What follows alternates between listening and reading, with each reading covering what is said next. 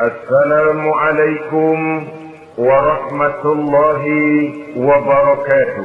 Waalaikumsalam warahmatullahi wabarakatuh. Bismillahirrahmanirrahim. Alhamdulillahi rabbil alamin. Wal 'aqibatu lil muttaqin. ولا عدوان إلا على الظالمين والصلاة والسلام على أشرف الأنبياء والمرسلين سيدنا ومولانا محمد وعلى آله وأصحابه المجاهدين الطاهرين أما بعد. Saudara-saudara kaum muslimin rahimakumullah. Salah satu kelebihan makhluk bernama manusia, yaitu bahwa Allah Subhanahu wa ta'ala menghiasi hidup manusia ini dengan syahwat atau yang lazimnya kita sebut sebagai hawa nafsu. Inilah tenaga yang merupakan daya dorong yang melahirkan dinamika dalam kehidupan manusia, yang menyebabkan terus-menerus terjadinya perkembangan dalam sejarah peradaban dan kehidupan manusia. Hawa nafsu bisa melambungkan seseorang kepada puncak kejayaan, dan hawa nafsu dapat menenggelamkan seseorang ke dasar jurang kehancuran yang paling dalam. Pada surah Ali Imran ayat 14, Allah Subhanahu wa ta'ala berfirman, A'udzu billahi minasy syaithanir rajim.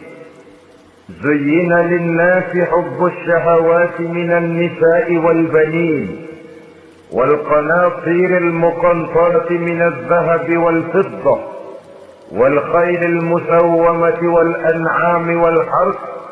Dzalika mata'ul hayatid dunya wallahu 'indahu husnul ma'ab. Mari kita perhatikan ayat ini lebih dekat lagi. Allah Subhanahu wa ta'ala menjelaskan, Zuyyina lin-nasi hubbus syahawat. Makhluk manusia itu dihiasi dengan hawa nafsu. Dengan kata lain, hawa nafsu adalah perhiasan. Manusia tanpa hawa nafsu sama saja dengan orang yang tidak berhias, monoton, tidak mempunyai perkembangan dalam gerak kehidupannya. Tetapi kalau hawa nafsu adalah perhiasan, maka jika kita berbicara soal perhiasan, ada dua hal yang harus menjadi catatan pokok. Pertama, kapan satu perhiasan boleh kita pakai? Yang kedua, di mana perhiasan itu harus kita pakai?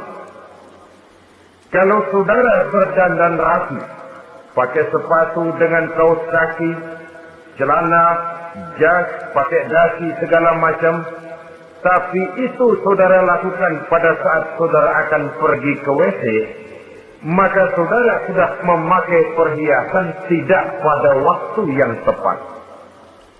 Begitupun sebaliknya, kalau jam tangan saudara pakai di kaki, kopiah saudara pasang di kaki, lalu sepatu naik ke atas jidat, maka saudara memakai perhiasan tidak pada tempatnya yang tepat. Demikian juga sifat yang bernama nafsu. Kapan dia boleh diperturutkan, di mana dia boleh disalurkan, adalah tugas daripada agama untuk mengatur syahwat atau hawa nafsu. Lihatlah kehidupan malaikat. Malaikat makhluk yang diciptakan Allah tanpa hawa nafsu. Maka kehidupan malaikat monoton. Malaikat tidak mempunyai peradaban dan kebudayaan. Malaikat adalah makhluk yang secara instinktif diciptakan untuk berbakti, tidak punya alternatif atau pilihan lain. Saudara lihat, Ada malaikat yang sejak diciptakan diperintahkan untuk sujud, sujud saja sampai sekarang, nggak bangun-bangun. Ada malaikat yang sejak diciptakan diperintahkan untuk tasbih, tasbih saja, yang lain tidak. Ada malaikat yang sejak diciptakan diperintahkan mencabut nyawa, nyawa saja urusannya, yang lain tidak. Pekerjaannya monoton, tetapi memang karena tidak ada hawa nafsu, tidak ada kecenderungan malaikat untuk nyeleweng. Belum pernah kita dengar misalnya ada malaikat Jibril korupsi ayat. Ini kelihatannya ayat bagus ini, nggak usah disampaikan kepada bawahan Muhammad, dipakai sendiri saja. Tidak. Kita belum pernah dengar malaikat maut keliru mencabut nyawa orang yang belum waktunya modal. Belum pernah.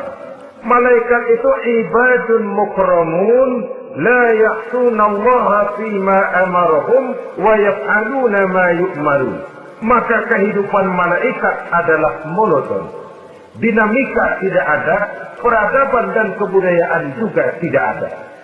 Andai kata bumi dan seluruh isinya diserahkan kepada malaikat untuk mengisinya, barangkali saudara tidak akan pernah kenal jembatan Semanggi, saudara tidak akan pernah kenal Monas, gedung-gedung bertingkat, gedung-gedung pencakar langit. Semua yang menggerakkan itu adalah karena manusia mempunyai hawa nafsu. Nah, kemudian pada kalimat berikutnya Allah memberikan rincian. Apa nafsu kepada apa yang paling menonjol dalam kehidupan manusia itu? Pertama, minan nisa, hawa nafsu kepada perempuan. Ini tentu yang ditujukan laki-laki. Dimanapun saja makhluk bernama laki-laki, kalau dia normal, tidak impoten, mesti suka kepada perempuan. Itu wajar, bin pantas alias normal. Tetapi tadi saya katakan di awal, nafsu kepada perempuan adalah perhiasan. Kapan makainya, di mana makainya, itulah tugas agama memberikan tuntunan dan aturan. Saudara-saudara kaum muslimin rahimakumullah, nafsu kepada wanita dapat mengantarkan seseorang kepada puncak kejayaan, tapi nafsu kepada wanita bisa menenggelamkan seseorang ke jurang kehancuran. Bergantung kepada latar belakang apa yang mendorong timbulnya syahwat tadi. Dengan kata lain, motivasi syahwat tadi digerakkan oleh iman dan ketakwaan, atau semata-mata karena memang syahwat yang merupakan kendaraan iblis. Penyelewengan pertama yang terjadi dalam sejarah kehidupan manusia adalah penyelewengan yang dilakukan oleh Nabi Adam alaihi salam pada saat ia memetik buah kulti. Kenapa itu dilakukan oleh Nabi Adam? Karena terdorong oleh rasa sayang dan cinta kepada istrinya Hawa. Sebenarnya Hawa lah yang merajuk, Siti Hawa lah yang membujuk, dan Nabi Adam oleh karena syahwatnya kepada istrinya memperturutkan bujukan Siti Hawa itu. Peristiwa Nabi Adam ribuan tahun yang lalu akan terus relevan sampai ke zaman kita sekarang ini. Berapa banyak orang-orang yang karena terlalu ingin menyenangkan istrinya, lalu tidak segan-segan melakukan perbuatan-perbuatan yang menyimpang, baik itu merugikan orang lain, merugikan masyarakat, bahkan merugikan bangsa dan negaranya. Seorang pedagang tidak akan segan-segan menipu. Sebaliknya pun begitu. Tidak jarang wanita di dalam kelemahannya bisa menenggelamkan dunia. Seorang suami yang jujur, polos, lugu, sederhana bisa jadi koruptor ulung karena didorong-dorong oleh istrinya. Istrinya barangkali bisa saja dibakar-bakar oleh tetangganya.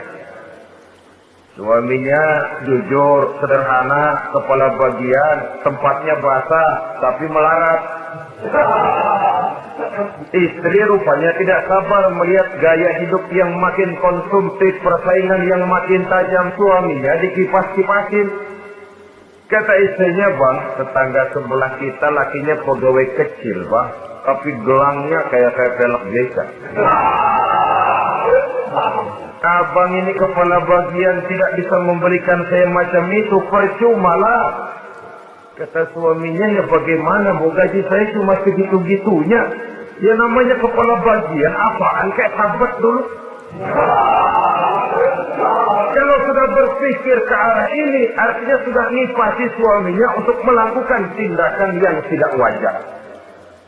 Saudara-saudara kaum muslimin rahimakumullah, sejak zaman klasik sampai kepada zaman kita sekarang ini, kita melihat kecenderungan syahwat kepada wanita ini. Julius Caesar yang katanya gagah perkasa ternyata tunduk di bawah kaki Cleopatra. Napoleon Bonaparte, the Lion of Europe, singa daratan Eropa, luas kekuasaannya, gagah perkasa tentaranya, kepada siapa dia tunduk? Ke bawah kakinya Margaret Josephine. Demikianlah di zaman kita sekarang, kita melihat di Jepang, betapa Perdana Menteri Uno didesak mengundurkan diri dari jabatan Perdana Menterinya oleh karena terlibat skandal dengan geisha. Kita juga melihat di Amerika betapa Senator Gary Hart dari Partai Demokrat yang masih muda, jenius, diharapkan masa depan Amerika lahir dari tangannya, terpaksa mengundurkan diri dari calon presiden oleh karena terlibat skandal dengan Donald Rice. Kita juga menyaksikan betapa parlemen dan kabinet di Inggris sempat geger oleh karena skandal Pamela Bordes, pelacur kelas kakap yang melanglang buana mencari sasaran-sasaran kakap. Ini adalah kisah kejatuhan yang diakibatkan oleh hubus syahwat minan nisa. Oleh karenanya benar jika Nabi kita menyatakan an-nisa'u imadul bilad, wanita adalah tiang negara. Jikalau baik wanita, baik negara. Jikalau rusak wanita, hancur negara. Kalau syahwat kepada wanita cuma semata-mata karena syahwat, maka seorang laki-laki akan memandang wanita cuma sekedar alat pemuas hawa nafsu. Nilainya rendah. Sedangkan agama kita mengajarkan ma akraman nisa'a illa karimun wa ma ahanan nisa'a illa laimun, kata Nabi. Tidak akan menghormati kaum wanita kecuali orang-orang yang terhormat, dan tidak akan merendahkan derajat kaum wanita kecuali memang orang-orang yang rendah moralnya. Dengan kata lain, apabila syahwat minan nisa ini dilandasi dengan semangat iman dan ketakwaan, maka kehidupan Rasulullah Sallallahu Alaihi Wasallam sungguh menjadi figur dan contoh dalam kehidupan kita. Perkawinannya bukan karena wajah yang cantik semata-mata, tapi lebih merupakan nilai ibadah kepada Allah Subhanahu wa Ta'ala.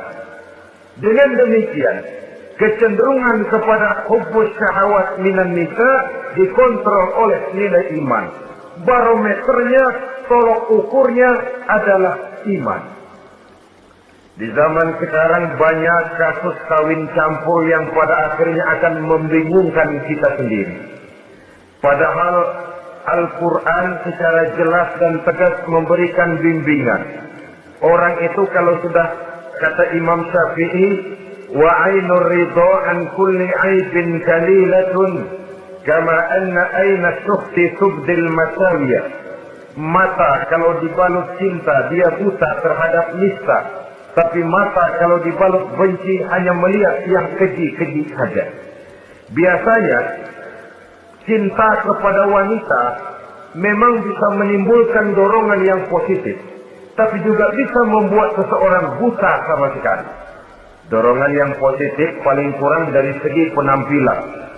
Coba lihat lelaki kalau lagi demen perempuan, lenjeng banget.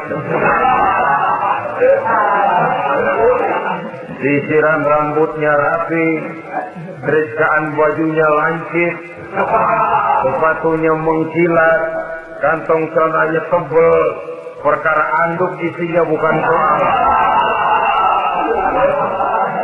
Yang penting kan gaya. Lalu dinamis, kreativitasnya ada saja timbul. Tapi pada sisi lain, jika orang sudah kehilangan pertimbangan, juga kadang-kadang tidak segan-segan mengorbankan akidah, mengorbankan nilai-nilai iman. Padahal ini taruhan utama, sampai Quran dengan tegas memberikan peringatan. Wala amatun mu'minatun khairun min musyrikatin walau a'jabatkum. Perempuan budak yang hitam legam, kalau beriman, itu lebih baik untuk dinikahi daripada wanita cantik berkulit kuning langsat tapi musyrik. Lebih baik budak yang hitam legam beriman daripada wanita cantik berkulit kuning langsat berhati bangsat. Tapi kita kadang kehilangan pertimbangan. Karena agama, karena cinta agama digadaikan. Karena cinta akidah terjual.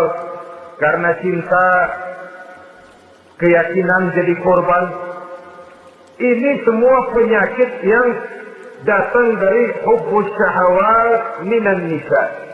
Kecenderungan mengumbar nafsu kepada perempuan. Ini memang perhiasan, tapi bisa juga jadi bumerang dalam kehidupan manusia. Berapa banyak penyelewengan terjadi karena pengaruh wanita yang tidak bisa jadi bisa. Ini pengaruh di dalam kehidupan memang sedemikian besarnya. Sehingga saudara-saudara kaum muslimin, inilah yang perlu dikendalikan dalam kehidupan, kapan dan di mana. Kalau nafsu adalah perhiasan, kapan dan di mana perhiasan itu harus kita pakai. Di mana dia harus kita tempatkan. Begitu juga yang menyangkut soal perempuan. Kapan? Ya kapan? Tentu kalau sudah nikah. Di mana? Yang jelas bukan di depan umum.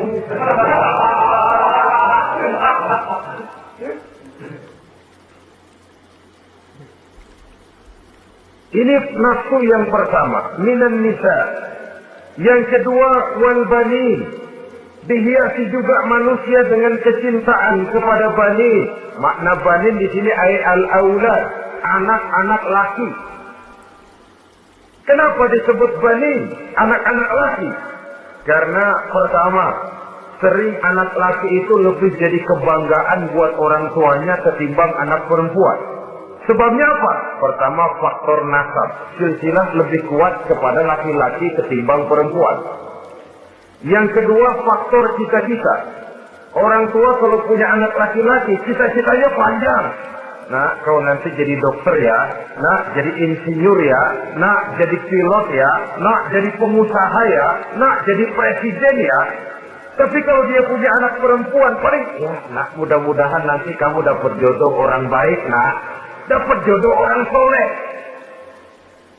Saudara-saudara, yang ketiga, anak perempuan itu kalau sudah berkeluarga, biasanya pindah kepada lingkungan keluarga lain.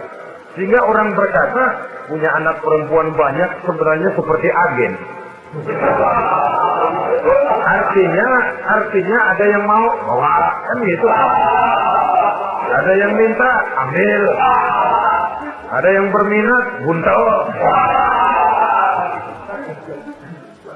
Paling dia nengokin orang tuanya lebaran. Ya syukur kalau sebulan sekali atau seminggu sekali. Tapi minimnya kan lebaran. Dengan demikian dari garis nasab ini lebih kuat al-banin ketimbang al-banat. Manusia dihiasi dengan kecintaan kepada anak-anak. Sering karena terlalu cinta kepada anak, kita menjerumuskan anak. Terlalu sayang kepada anak, segala maunya kita perturutkan tanpa kendali dan kendala.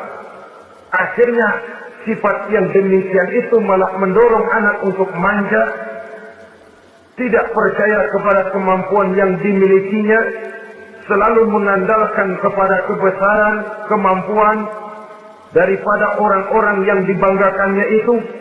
Dan dalam kondisi demikian, kedewasaan dan tanggung jawabnya akan lambat berkembang. Maka Allah Subhanahu wa Ta'ala memperingatkan bahwa harta dan anak bisa menjadi fitnah. Dalam ayat lain Allah juga memperingatkan, ya ayyuhalladzina amanu la tulhikum amwalukum wa auladukum an dzikrillah.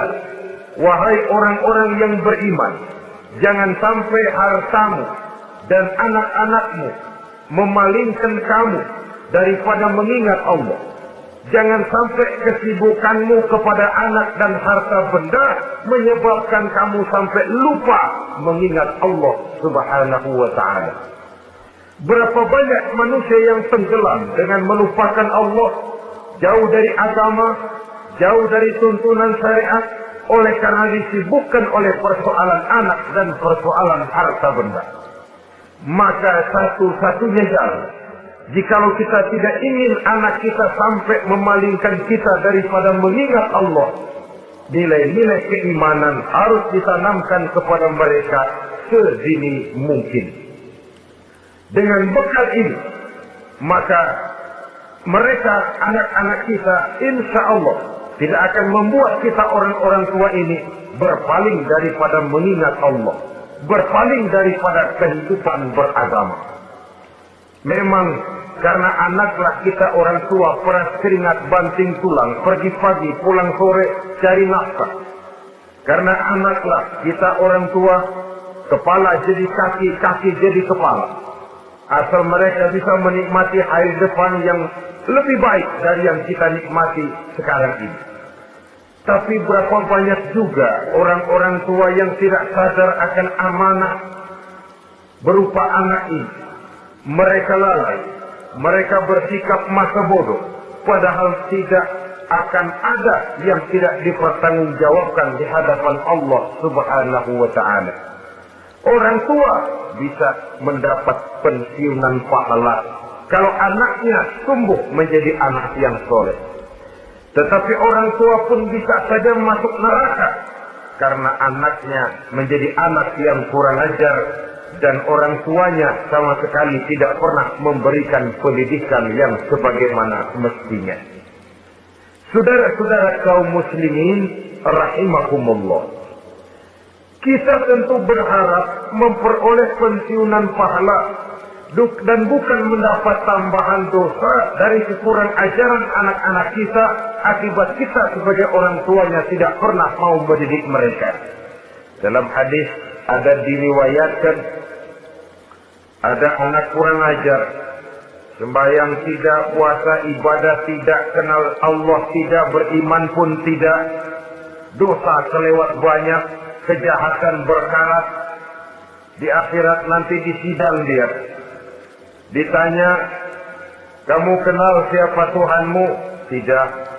Kamu tahu siapa nabimu? Tidak. Kitab sucimu apa? Tidak tahu. Kiblatmu di mana? Tidak ada. Kamu sholat? Tidak pernah. Kamu puasa? Tidak pernah. Wah, kalau begitu kamu rusak sekali. Kamu neraka. Anak ini mengajukan protes. Saya menuntut keadilan. Benar saya tidak kenal siapa Tuhan saya. Saya tidak tahu apa kitab suci saya. Saya tidak pernah mendirikan sholat. Tidak pernah melaksanakan puasa. Pendeknya tidak ibadah dan tidak iman. Tapi semua itu terjadi. Sebab-sebabnya tidak lain karena orang tua saya tidak pernah mendidik dan mengajarkan saya. Orang tua saya tidak pernah mengarahkan saya ke jalan itu. Sampailah saya seperti keadaan yang sekarang ini. Orang tua saya enak-enakan ngaji, saya teler diantepin aja. Orang tua saya memegang kitab, saya megang botol. Dia tahu, dia diam saja. Dia tahu dan dia tidak memberikan peringatan. Karena orang tua saya lah, maka saya jadi seperti sekarang ini.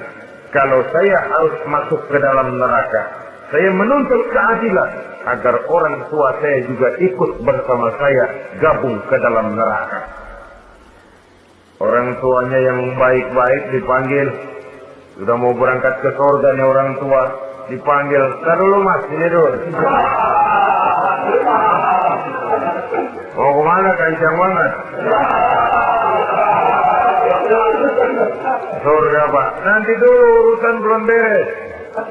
Ini benar anakmu ini. Dilihat anaknya, iya anak saya ini.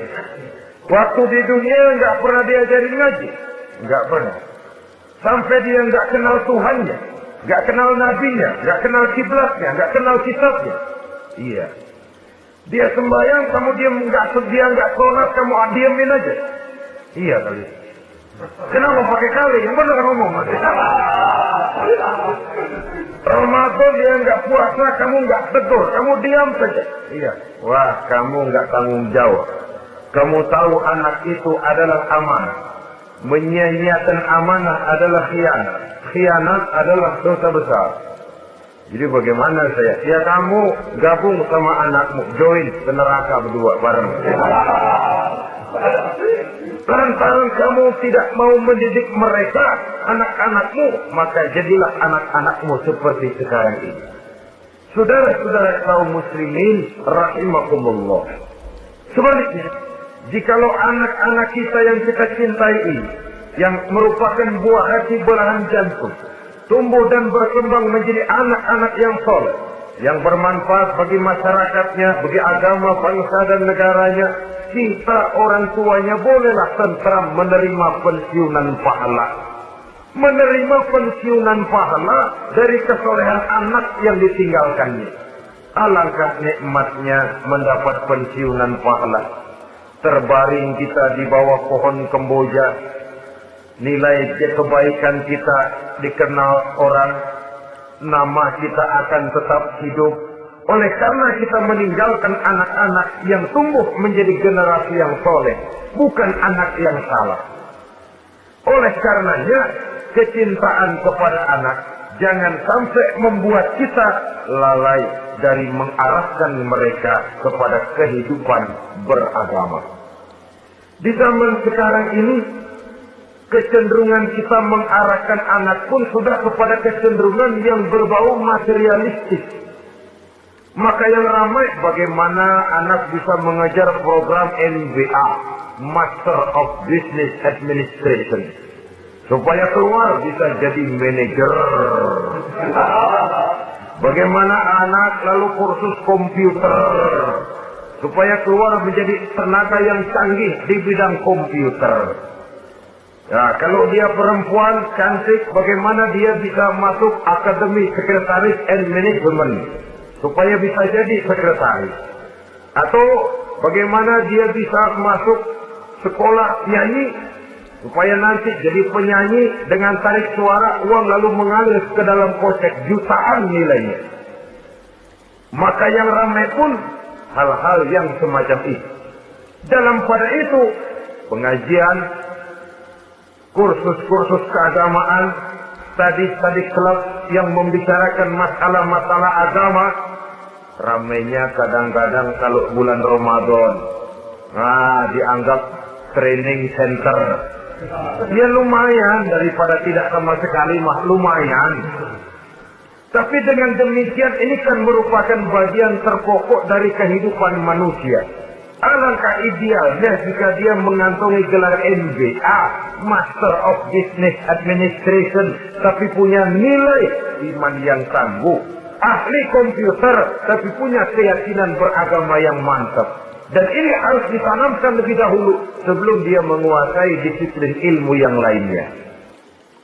Saudara-saudara kaum muslimin rahimakumullah, kecintaan kepada anak-anak sering mendorong seseorang untuk menimbulkan sifat nepotisme. Segalanya serba garis keturunan. Sejak ia jalur birokrasi sampai ke dalam kehidupan sehari-hari, nepotisme ini bisa terlihat. Orang kehilangan kondisi objektivitasnya. Mampu atau tidak, soal lain. Bidangnya atau tidak, bukan soal. Yang penting masih ada hubungan keturunan. Maka timbullah tumpang tindih untuk sesuatu pekerjaan yang tidak sesuai dengan kemampuan dan keahliannya. Di desa-desa kita melihat masjid, ketua masjid bapaknya, bendahara anaknya, sekretaris mantunya, Bilal besannya, beduk engkongnya. Pokoknya asal masih ada garis keturunan masuk, tidak minggir. Ini pada akhirnya kurang menciptakan pemerataan kesempatan. Iyalah kalau profesinya, tapi kan jarang yang demikian itu. Kita boleh cinta kepada anak-anak kita, tapi jangan lalu mempergunakan posisi yang kebetulan kita gunakan untuk menempatkan anak-anak kita lebih dari kemampuan yang mereka miliki. Nepotisme yang lahir. Sehingga ini bukan saja tidak mendidik, tapi mengakibatkan terjadinya tumpang tindih. Tidak lagi berprinsip the right man on the right job, bahwa orang harus ditempatkan sesuai dengan keahliannya, tapi kita sudah berpikir subjektif. Ahli atau tidak ahli, asal masih berbau keturunan, ayo silakan. Nepotisme yang akan lahir. Oleh karenanya, mencintai anak adalah sesuatu yang merupakan perhiasan di dalam kehidupan. Wajar, tetapi harus kita menempatkannya sesuai dengan semestinya. Ini yang kedua. Yang ketiga, nafsu yang menghiasi hidup manusia itu adalah nafsu kepada wal qanatiril muqantarati minaz zahabi wal fiddah. Al-qantarah ay al-malul katsir. Kecintaan, kesenangan, nafsu kepada harta benda yang banyak daripada emas dan perak. Ini tentu sesuai dengan situasi dan kondisi. Kecintaan untuk mengumpulkan harta benda yang sebanyak-banyaknya. Baik itu berupa emas, baik itu berupa perak. Ini cuma penyebutan beberapa jenis dari kecenderungan manusia kepada harta benda. Bukankah sering dikatakan orang bahwa manusia di dalam berhadapan dengan harta itu seperti meminum air laut. Makin diminum, makin kering tenggorokan, makin haus kita dibuatnya. Apabila watak ini kita perturutkan, maka manusia tidak akan pernah kenal puas, tidak akan pernah kenal cukup. Nabi kita memberikan peringatan. Lau anna libni Adam wadiyan min zahabin labtagha lahu masalisan wa la yamla'u jawfa ibn Adam illa turab. Andai kata manusia mempunyai dua buah ladang yang seluruhnya berisi emas, akan puaskah manusia? Tidak. Mereka akan cari ladang emas yang ketiga. Wala yamla'u jawfa ibni Adam illa turab. Sungguh mulut manusia ini tidak akan pernah penuh terisi kecuali kalau sudah disumpal dengan tanah. Artinya kalau sudah dia dipendam di liang lahat baru cukup. Tetapi sepanjang dia masih bergerak, masih hidup dan bernyawa, masih bisa berusaha dan berbuat, dia tidak akan pernah mengenal puas. Ini akan mendorong manusia terjebak kepada menghalalkan segala cara untuk mencapai tujuan. Yang penting kaya, kan gitu. Dan cepat. Sebab sekarang orang sering motong kompas. Yang penting kan cepat kaya. Soal cara, kalau jujur aja mah, sampai kapan mau kaya? Perkara itu renten, bukan soal. Perkara itu judi, tidak jadi masalah. Perkara itu korupsi menyangkut hak orang banyak, bukan soal. Yang penting cepat kaya. Dan anehnya lagi, tidak malu menumpuk kekayaan dengan cara yang tidak wajar. Ya kan orang hidup bermasyarakat tuh bisa dianalisa toh. Emang usahanya apa sih? Gajinya sebulan berapa sih? Kok bisa gitu-gitu bener sih? Dari mana sih? Secara langsung orang tidak berani bertanya, tapi dari mulut ke mulut akhirnya tersebar jadi rahasia umum. Jano kan punya ano, dia anunya seano.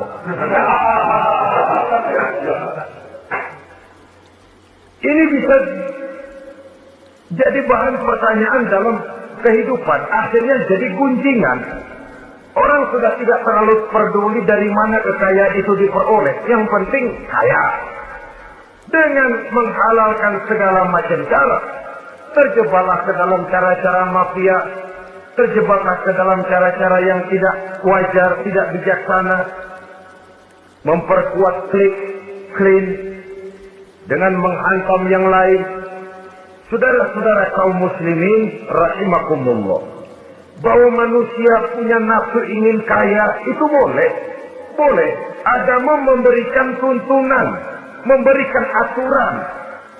Tidak hanya sekedar asal kaya. Tidak hanya sekedar asal banyak harta. Malahan hadis menyatakan kalau saudara diberikan umur panjang, pertanyaan akhirat cuma satu kok. Umurmu kau habiskan di mana? Kalau saudara diberikan amanah berupa ilmu pengetahuan, pertanyaan akhirat juga cuma satu kok. Ilmumu kau amalkan untuk apa? Tapi kalau kita diberikan amanah berupa harta benda, pertanyaan akhirat itu dua. Min aina iktasabahu wa fima anfaqahu. Dari mana hartamu kau dapat, kemana hartamu kau belanjakan. Dari mananya ditanya, kemananya juga ditanya. Depan belakang ditanya. Dan kalau mempergunakan harta untuk kesenangan syahwat, orang berani bukan main. Tapi kalau untuk kepentingan agama, yang hakikatnya untuk kepentingan dirinya sendiri, berat seperti nyabut bambu dari ujung. Orang kalau menyumbang masjid 100.000, itu kan zahirnya memberikan panitia masjid. Tapi hakikatnya kan dia nabung buat dirinya sendiri. Seolah-olah dia cuma berkata, Pak, tolong saya titip 100.000, ini untuk kepentingan saya di akhirat nanti. Silakan uangnya mau dibelikan semen, pasir, kaca, pintu, jendela, silakan. Saya cuma titip, ini untuk saya di akhirat nanti. 100.000 Pak. Zahirnya dia memberikan kepada panitia masjid, madrasah, pesantren, yatim piatu. Hakikatnya dia nabung buat dirinya sendiri di akhirat. Malah tabungan ini bukan SDSB namanya, SDBS. Sumbangan dana berhadiah surga. Itu SDBS. Sekarang orang mengejar SDSB, lalu berat mengejar SDBS. Sumbangan dana yang berhadiah surga. Langsung dari Allah subhanahu wa ta'ala.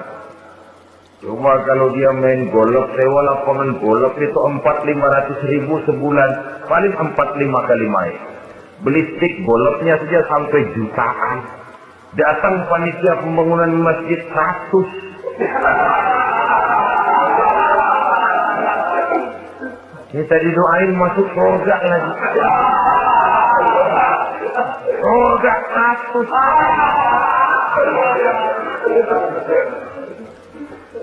Saudara-saudara kaum muslimin rahimakumullah.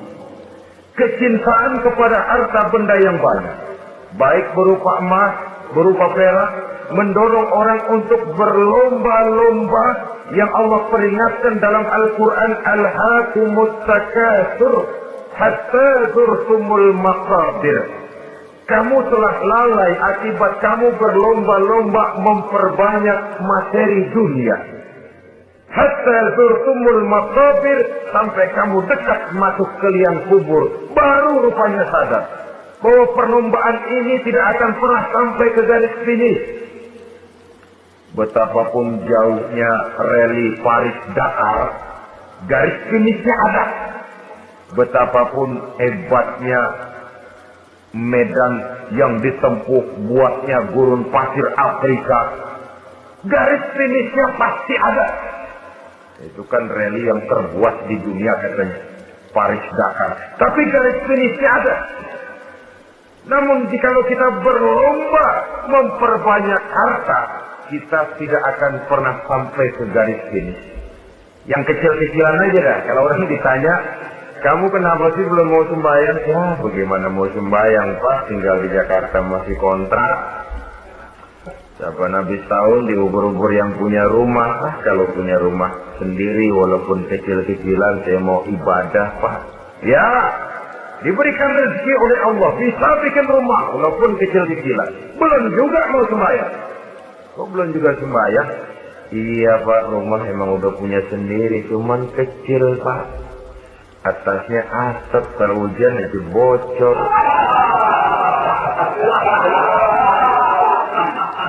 Kalau bisa bikin rumah yang permanen, Pak, tenang, saya ibadah, sembahyang saya rajin. Iyalah, diberikan rezeki, bisa bikin rumah permanen. Bagus rumahnya. Lain lagi. Iya, rumah sudah permanen, tembok, ubin.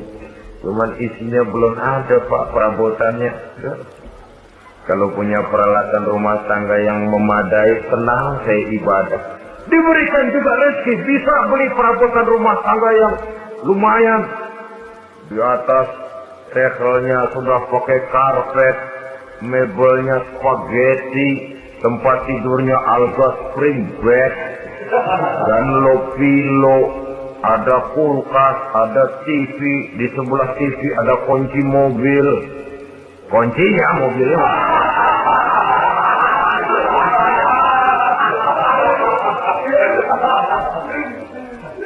Bagaimana? Sekarang sudah cukup perabotan. Perabotan sudah ada, Pak, cuman kendaraan belum punya ini.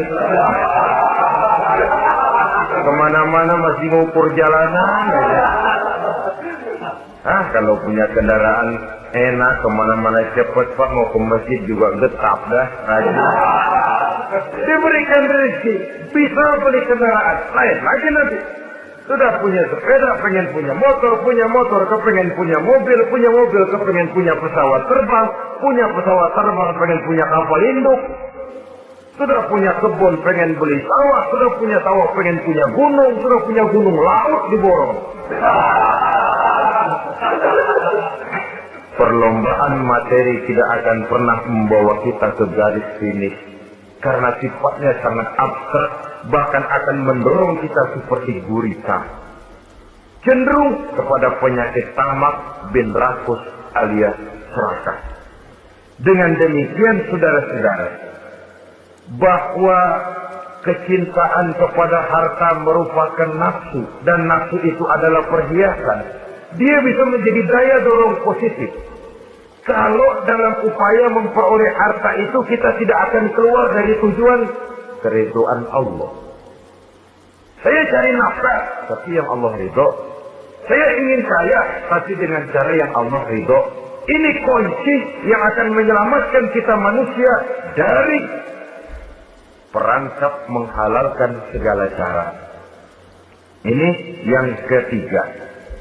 Yang keempat, dihiasi manusia itu dengan nafsu kepada wal khailil musawwamah, kuda yang bagus, kendaraan yang bagus, kuda yang terpelihara. Al musawwamah ada yang mentafsirkan ar-ra'iyah. Ar-ra'iyah itu yang digembalai. Binatang ternak, kuda yang digembalai atau kuda yang diikat. Artinya, kalau dulu kan yang namanya tuan-tuan tanah itu baru dibilang bejeger kalau kemana-mana naik kuda. Jet set zaman dulu itu.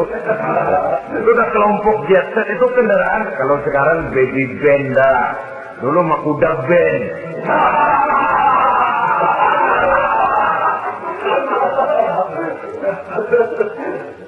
Manusia punya kecenderungan suka kepada kendaraan. Apalagi di zaman sekarang ini, wah, iklan-iklan itu kan sangat menggoda kita. Melayani segala macam bentuk penjualan. Ini lalu terantar biar duit cekak. Kalau udah ngebaca itu, wah, berani banget dah. Kalau duit nggak mungkin cukup, tapi begitu baca melayani segala macam bentuk penjualan dengan fasilitas ringan. Jadi dah. Jadi juga punya mobil, jadi dah. Perkara utang itu bakal nyekek leher, bukan soal.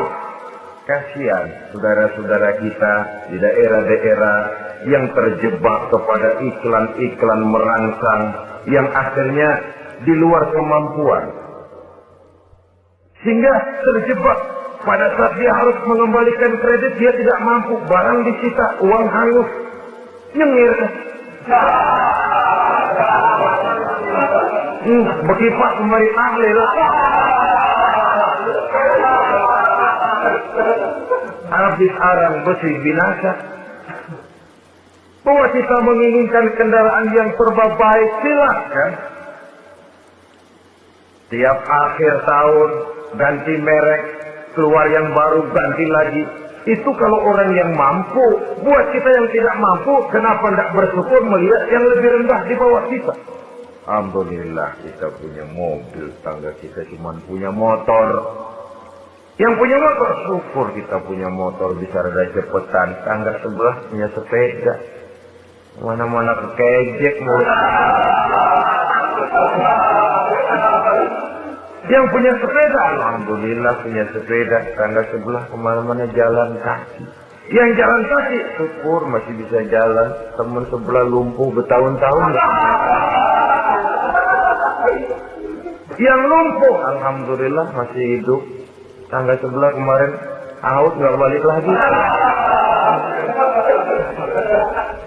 Saudara-saudara, saya pikir menengok ke atas itu perlu supaya ada rangsangan kita untuk maju. Tapi menengok ke bawah pun juga lebih perlu agar kita mensyukuri yang ada dan tidak suudzon, tidak buruk sangka kepada Allah.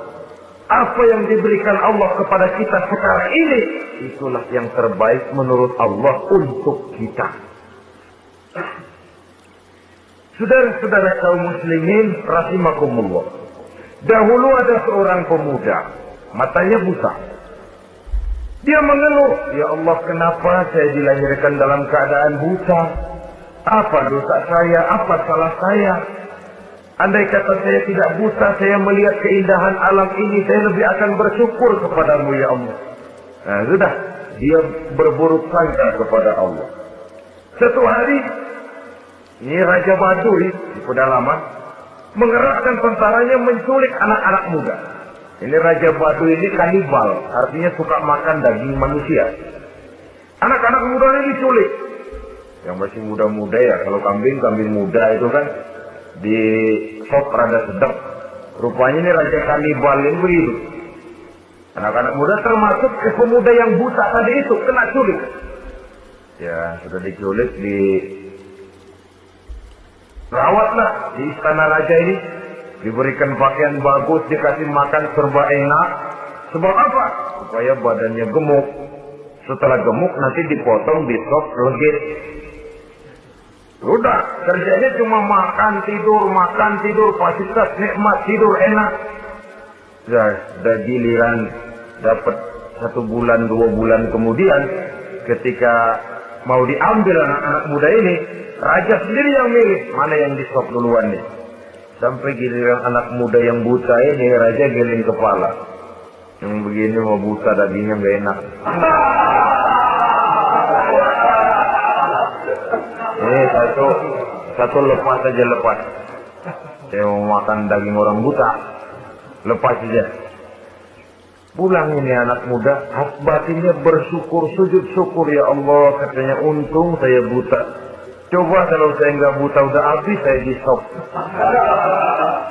2 bulan yang lalu dia mengeluh, ya Allah, kenapa saya dilahirkan dalam keadaan buta? Sekarang dalam pulang ke rumah, perjalanan menuju ke rumah, dia berkata, alhamdulillah, andai kata saya tidak buta, habis badan saya di sop oleh raja yang kanibal tadi. Saudara-saudara kaum muslimin rahimakumullah. Jadi dengan demikian pola hidup yang konsumtif sesungguhnya sangat tidak mendidik apabila dilatar belakangi oleh kemampuan yang tidak menunjang. Dengan demikian setidaknya mendidik orang untuk berkhayal. Anak-anak muda sama merek mobil ngerti banget dah, punya ada. Ini BMW model terakhir nih. Nih kemarin gue ngeliat di sana gue megang.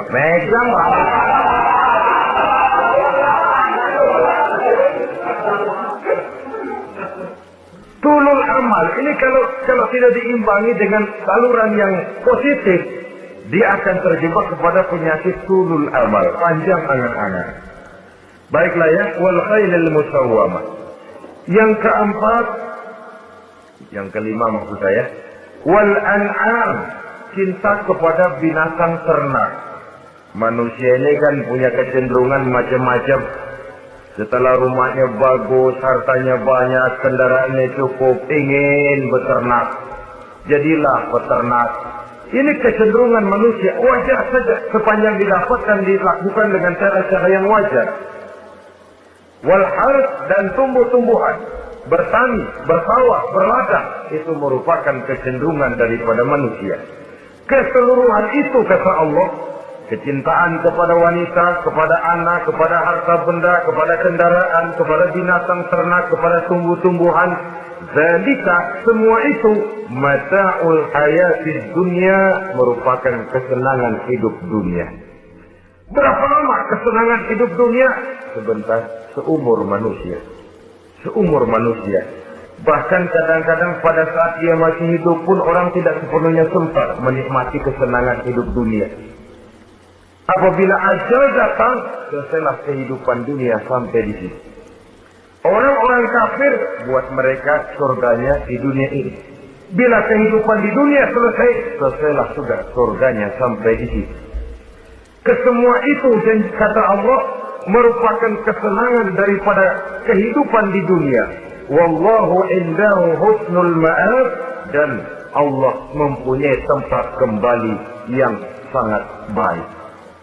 Nah, setelah Allah menjelaskan semua itu, pada ayat yang ke-15 Allah memberikan jalan keluarnya. Memperturutkan nafsu kepada wanita, anak-anak, harta benda, kendaraan, binatang ternak. Bijaksanakah itu? Dalam ayat ke-15 surah Ali Imran ini, Allah memberikan penjelasan tuntas. Qul a'unabbi'ukum bi khairin min zalikum.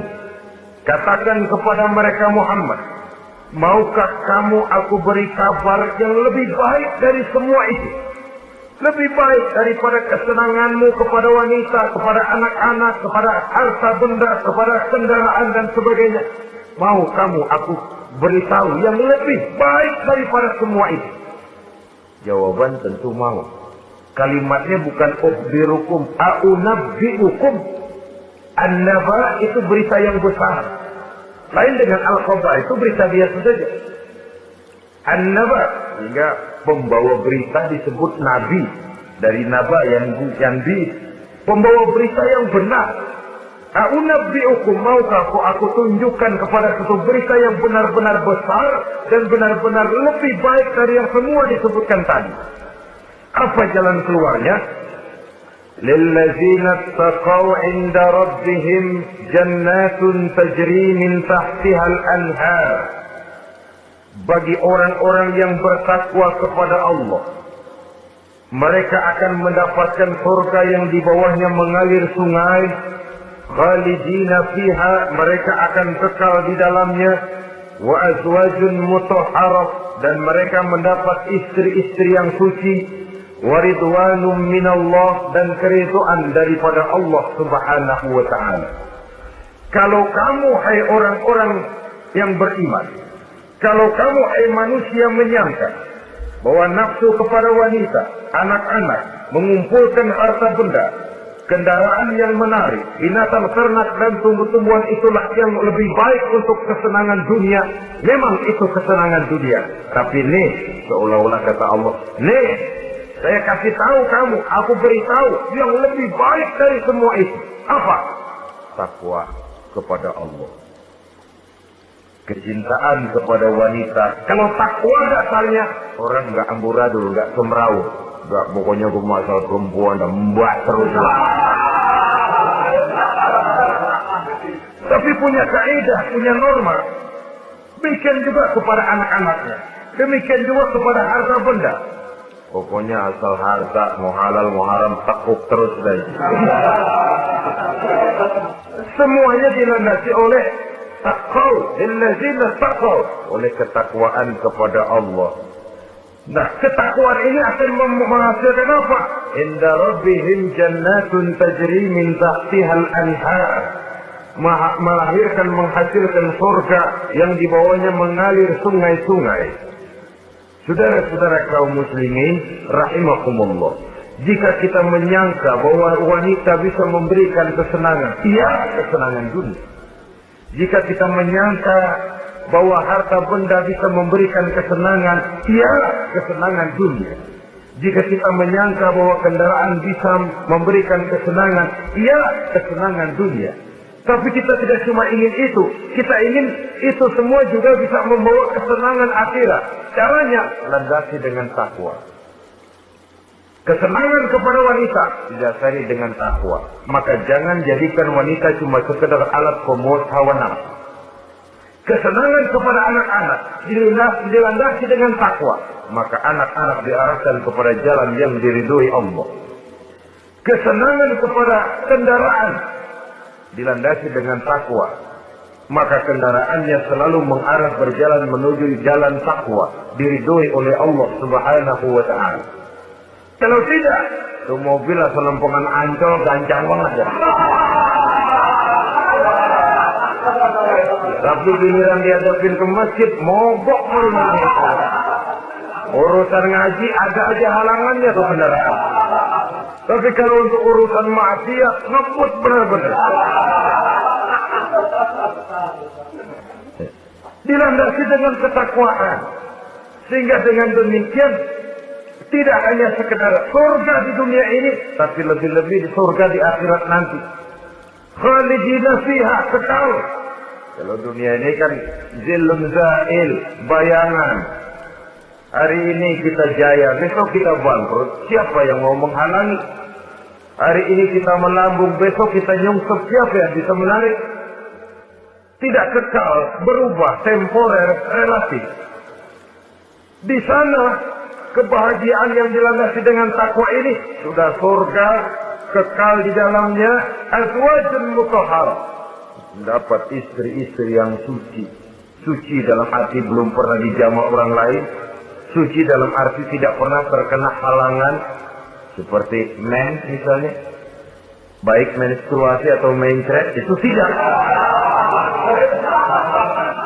Azwajun mutahharah. Konon makna mutahharah ini ya artinya juga bisa selalu gadis, bidadari. Selalu perawan. Tidak pernah janda, walaupun tiap hari dipakai. Perawan terus. Dan yang lebih penting, waridwanum minallah, mendapat ridho dari Allah Subhanahu wa taala.